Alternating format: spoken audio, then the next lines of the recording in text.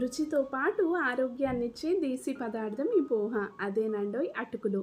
అటుకులని tiffin, snacks, lunch రెసిపీస్లో వాడుతూనే ఉంటాం. అయితే వాటితో చేసిన ఈ స్నాక్ రెసిపీ మాత్రం చాలా మంచి రుచి ఇస్తుంది. అన్నం కంటే కూడా అటుకులతో చాలా ఆరోగ్య ప్రయోజనాలు ఉన్నాయని మనకి తెలిసిందే. అయితే వాటితో ఇలా డిఫరెంట్గా స్నాక్ చేసి పెడితే ఇంటిల్లపాది చాలా ఇష్టంగా తింటారు.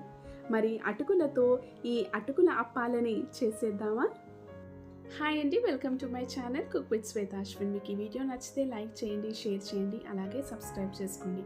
మరి ప్రాసెస్లోకి వెళ్తే నేను ఒక ప్యాన్లో 1/2 కప్పు శనగపిండి వేసుకొని ఈ శనగపిండిని లో ఫ్లేమ్లో మనము కమ్మటి వాసన వచ్చేంత వరకు ఫ్రై చేసుకోవాలి. అయితే గుర్తుపెట్టుకోండి, లో ఫ్లేమ్లోనే కొద్దిపాటిగా ఇది కలర్ చేంజ్ అయ్యే వరకు మంచి వాసన వచ్చేంత వరకు వేయించుకొని ఇది చల్లరడానికి పక్కన పెట్టేసుకుందాం. ఇప్పుడు ఒక బౌల్లో 1 కప్పు లావట్టుకులని వేసుకొని వీటిలో వాటర్ వేసి ఒక 2 సార్లు శుభ్రంగా కడగాలి. ఇది శుభ్రంగా కడిగాక దీంట్లో ఒక 3/4 కప్పు మాత్రమే నీళ్లు వేసుకొని ఇది మంచిగా నానేటట్టుగా ఒక 1/2 అవర్ నానబెట్టుకోవాలి. గుర్తుపెట్టుకోండి, నీళ్ళు ఏమాత్రం ఎక్కువ వేయకుండా మనకి అటుకులు నానేంత వరకు వాటర్ వేస్తే సరిపోతుంది.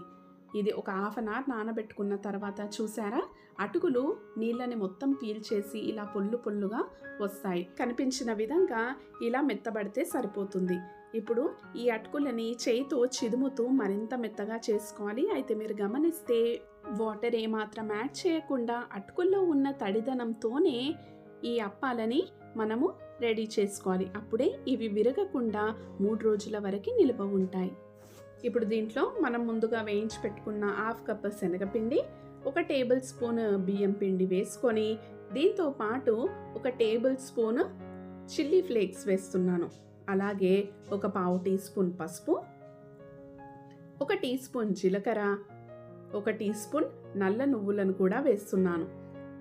వీటితో పాటు 1/2 టీ స్పూన్ సోంపు, అలాగే 1 పావు టీ స్పూన్ వాము చిదిమి వేసుకుంటున్నాను. సోంపు, వాము వల్ల కమ్మటి సువాసనతో పాటు మంచి రుచి వస్తుంది. అలాగే 1/2 కట్ట కొత్తిమీర శుభ్రంగా కడిగి సన్నగా కట్ చేసుకొని వేసుకున్నాను. అలాగే 1 పావు టీ స్పూన్ అల్లం వెల్లుల్లి పేస్ట్, రుచికి తగినంత ఉప్పు కూడా వేసుకొని ఇప్పుడు ఇవి అన్నీ మంచిగా కలిసేలాగా కలుపుకోవాలి. అయితే ముందుగా చెప్పినట్టు అటుకుల తడితోనే, అంటే చుక్క నీరు యాడ్ చేయకుండా దీన్ని మంచిగా కలుపుకోవాలి. ఇవన్నీ మంచిగా కలిసేలాగా కలుపుకున్న తర్వాత ఈ పిండిని చిన్నపాటి ఉండలుగా రెడీ చేసుకోవాలి. ఇప్పుడు చేయికి ఆయిల్ వేసుకొని ఈ బాల్స్ని నొక్కుతూ చిన్నపాటి అప్పాలుగా రెడీ చేసుకొని పెట్టుకున్నాను. అలాగే మిగతా ఉండలని కూడా కనిపించిన విధంగా ప్రెస్ చేస్తూ ఇలా చిన్నపాటి అప్పాలని రెడీ చేసుకొని అన్నీ ఒక ప్లేట్లో వేసుకొని పెట్టుకున్నాను. ఇప్పుడు ఒక కడాయిలో లో ఫ్లేమ్లో ఆయిల్ హీట్ అయిన తర్వాత అప్పాలని ఒక్కొక్కటిగా వేస్తూ ఒకవైపు 1 నిమిషం వేయించుకున్న తర్వాత ఇంకో వైపు ఫ్లిప్ చేసి ఇంకో నిమిషం వేసుకున్న తర్వాత ఒక ప్లేట్లో తీసుకొని పెట్టేసుకుందాము. అలాగే రెండవ వాయి కూడా ఒకవైపు 1 నిమిషం వేయించుకొని ఇంకో వైపు కూడా ఇంకొక నిమిషం వేయించుకొని ఇవి తీసి పక్కన పెట్టేసుకోవాలి.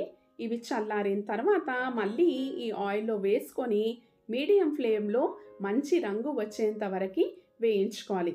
ఇలా చేస్తే అటుకుల్లో తడితనం ఉంటుంది కాబట్టి ఇవి విరగకుండా మంచిగా క్రిస్పీగా మనకి రెడీ అయిపోతాయి. ఈ ప్రాసెస్లో చేయడం వల్ల అటుకులు ఆయిల్ కూడా ఎక్కువ పీల్చకుండా మనకి ఈ అప్పాలు మంచిగా క్రిస్పీగా వస్తాయి. మిగతా అప్పాలను కూడా 2 నిమిషాలు ఇరువైపులా వేయించి తీసుకొని చల్లారిన తర్వాత మళ్ళీ ఆయిల్లో ఫ్రై చేసుకుంటే మన అప్పాలు రెడీ అయిపోయినట్టే. ఇవి 3 రోజుల వరకు నిల్వ ఉండే స్నాక్. సో ఎక్కడికన్నా టూర్కి వెళ్ళినప్పుడు కానీ పిల్లలకి స్నాక్ బాక్స్లో కట్టడానికి కూడా చాలా బాగా ఉంటాయి. అండ్ టేస్ట్ వచ్చేసి చాలా అంటే చాలా రుచిగా ఉంటుంది. మీకు నచ్చుతుందని ఆశిస్తున్నాను.